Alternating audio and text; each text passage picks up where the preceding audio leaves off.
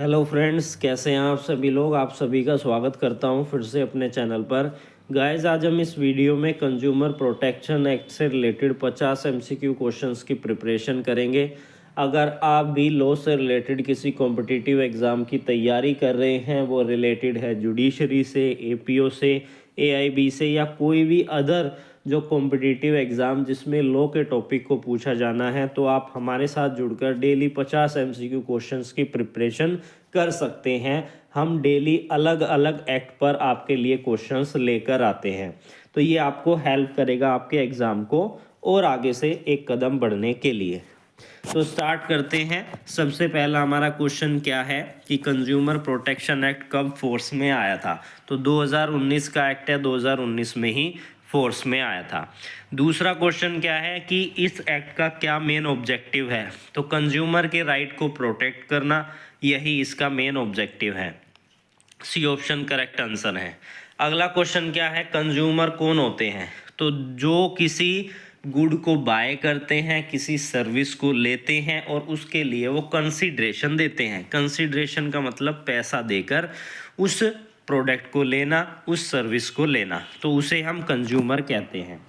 अगला क्वेश्चन है, इन सभी ऑप्शंस में से कौन सा कंज्यूमर का राइट नहीं है। तो राइट टू ट्रेड कंज्यूमर का राइट नहीं है। अगला क्वेश्चन है, जो ये कंज्यूमर प्रोटेक्शन एक्ट 2019 है, इसको किस एक्ट ने रिप्लेस किया था। तो कंज्यूमर प्रोटेक्शन एक्ट 1986 के एक्ट ने रिप्लेस किया था। उसके बाद है जो सेंट्रल कंज्यूमर प्रोटेक्शन अथॉरिटी है, यह इस्टेब्लिश हुई थी किसके अंदर, इन सभी ऑप्शंस में से। तो जो जो हमारा 2019 का कंज्यूमर प्रोटेक्शन एक्ट था उसके अंदर। उसके बाद अगला क्वेश्चन है कि which authority can order recall for unsafe good, कि कोई प्रोडक्ट अनसेफ है, इसको रिकॉल करने का ऑर्डर किस अथॉरिटी के पास है। तो सेंट्रल कंज्यूमर प्रोटेक्शन अथॉरिटी, यानी डी ऑप्शन सही है। उसके बाद है जो हमारे जो कंज्यूमर के डिस्प्यूट को सुनती है, तो स्टेट लेवल पर, डिस्ट्रिक्ट लेवल पर और नेशनल लेवल पर 3 अलग अलग कंज्यूमर डिस्प्यूट रेड्रेसल कमीशन बनाई हुई हैं। अब अगर डिस्ट्रिक्ट लेवल की बात करें तो उसके पास 50 लाख तक के मामलों को सुनने का जुरिडिक्शन है। उसके बाद स्टेट लेवल की बात करें तो 1 करोड़ तक के मामलों को सुनने का उसके पास जुरिडिक्शन होता है। उसके बाद नेशनल लेवल की बात करें तो 2 करोड़ तक के मामलों को सुनने का उसके पास जुरिडिक्शन होता है। उसके बाद अगला क्वेश्चन है, ई कॉमर्स ट्रांजैक्शन क्या कवर है कंज्यूमर प्रोटेक्शन एक्ट के अंदर। बिल्कुल हाँ, कवर है।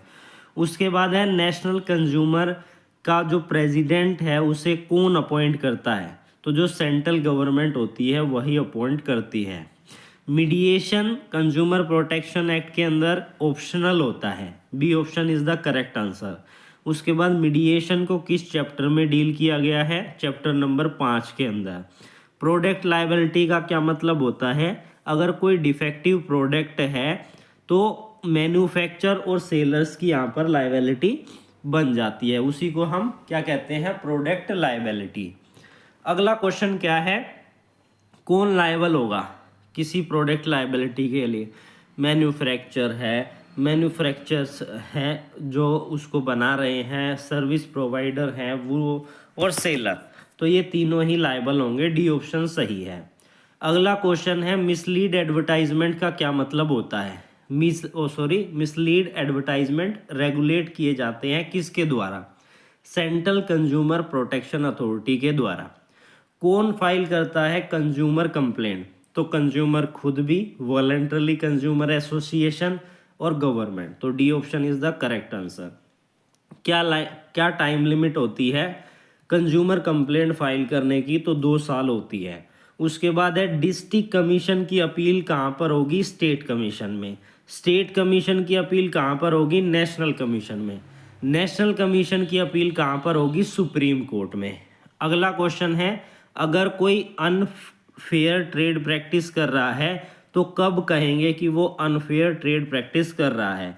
अगर वो फॉल्स रिप्रेजेंटेशन करता है, मिसलीड एडवर्टाइजमेंट देता है, होल्डिंग ऑफ गुड यानी कि गुड में जालसाजी कर रहा है, तो डी ऑप्शन इसका सही है। प्रोडक्ट लायबिलिटी इंट्रोड्यूस हुआ था first time consumer protection act 2019 के समय में। उसके बाद अगला क्वेश्चन है consumer protection act apply to both good and services, C option is the correct answer. कौन सी कंज्यूमर का ओरिजिनल ज्यूरिडिक्शन होता है? सभी का ही बनता है, डिस्ट्रिक्ट, स्टेट और नेशनल की कमीशन का, तो डी ऑप्शन करेक्ट आंसर है। उसके बाद है कौन initially class action complaint initiate करता है? कौन इनिशिएट करता है class action complaint? Class action complaint यानी कि किसी ग्रुप ऑफ पीपल ने किसी ग्रुप ऑफ लोगों को क्या किया है, एक तरीके से उनको नुकसान पहुंचाया, तो वो ग्रुप ऑफ पीपल में से कोई एक व्यक्ति मिलकर कंप्लेंट कर सकता है या उन सभी के बदले में 2-3 व्यक्ति मिलकर कंप्लेंट कर सकते हैं। तो इसका हमारा डी ऑप्शन बिल्कुल सही है। डेफिशिएंसी किस चीज़ में होती है? यानी कि कोई सर्विस में कमी देना, तो बी ऑप्शन इसका सही जवाब है। अगला क्वेश्चन है हमारा कि consumer protection act provide for punishment for किस चीज़ के लिए? इन सभी के लिए ही। अगर कोई मिसलीड एडवर्टाइजमेंट कर रहा है, अडल्टर्ड प्रोडक्ट दे रहा है, सुपीरियस गुड दे रहा है, तब, तो D option is the correct answer. उसके बाद है कौन सी अथॉरिटी है जो कंज्यूमर लॉ वायलेशन को इन्वेस्टिगेट करती है? तो central consumer protection act investigation wing, D option is the correct answer. District commission के प्रेसिडेंट कौन होते हैं? तो जो डिस्ट्रिक्ट के जज होते हैं। स्टेट कमीशन के प्रेसिडेंट कौन होते हैं? जो हाई कोर्ट के जज होते हैं। और नेशनल कमीशन के प्रेसिडेंट कौन होते हैं? जो सुप्रीम कोर्ट के जज होते हैं या फिर रिटायर्ड सुप्रीम कोर्ट जजेस होते हैं या सिटिंग जज होते हैं। उसके बाद है कौन सी रेमेडी अवेलेबल नहीं है? तो कंज्यूमर को इम्प्रिजमेंट, कंज्यूमर्स की इम्प्रिजमेंट, इन सभी ऑप्शंस को ध्यान में रखते हुए। उसके बाद अगला क्वेश्चन है consumer protection act 2019 apply to both online and offline. उसके बाद अगला क्वेश्चन है consumer commission which follow which type of procedure? तो summary procedure, C option is the correct answer. Product liability हमने कहाँ से लिया है? टोर्ट लॉ से। उसके बाद अगला क्वेश्चन है कंज्यूमर प्रोटेक्शन एक्ट अथॉरिटी का हेडक्वार्टर कहाँ पर है? नई दिल्ली में। उसके बाद है अनफेयर ट्रेड प्रैक्टिस से कंज्यूमर को प्रोटेक्ट किस एक्ट के द्वारा किया जाता है? कंज्यूमर प्रोटेक्शन एक्ट के द्वारा। उसके बाद कितने चैप्टर्स हैं इसके अंदर? 8 चैप्टर्स हैं। उसके बाद है हमें किसी गुड की इंफॉर्मेशन लेनी है या कोई सर्विस की इंफॉर्मेशन लेनी है तो हम किस तरीके से लेंगे? तो राइट टू इन्फॉर्मेशन के राइट को एक्सेस करके, इन्फॉर्मेशन के राइट को एक्सेस करके इन्फॉर्मेशन लेंगे। उसके बाद है कौन सा ऑप्शन है, कौन सा मेथड है जो डिस्प्यूट रेजोल्यूशन के बारे में एनकरेज करता है, प्रोत्साहित करता है? ये जो एक्ट है वो है मीडिएशन, ताकि डिस्प्यूट रिजोल्व किए जा सके। उसके बाद है इस एक्ट के अंदर कौन सी सर्विस है? तो बैंकिंग की होगी, इंश्योरेंस और transport, D option is the correct answer. उसके बाद है who can impose penalty for mislead advertisement? तो ये सभी ही impose D option is the correct answer, central consumer protection act. अगला क्वेश्चन है मैक्सिमम पेनल्टी क्या होगी? इम्प्रिजमेंट और फाइन दोनों हो सकते हैं अगर कोई मिसलीड एडवर्टाइजमेंट के लिए। उसके बाद अगला है कि कंज्यूमर कंप्लेंट फाइल की जा सकती है कि किस तरीके से? तो इलेक्ट्रॉनिकली। उसके बाद अगला हमारा क्वेश्चन है consumer protection act apply to which sector? Both public and private sector, C option is the correct answer.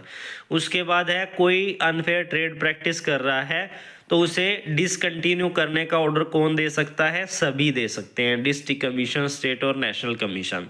उसके बाद अगला क्वेश्चन है इस एक्ट का, कंज्यूमर प्रोटेक्शन एक्ट का एम है प्रोटेक्ट करना कंज्यूमर्स को किसके अगेंस्ट? अगर कोई वो डिफेक्टिव प्रोडक्ट देते हैं, डेफिशिएंट सर्विस देते हैं, अनफेयर ट्रेड प्रैक्टिस करते हैं, तो D option is the correct answer.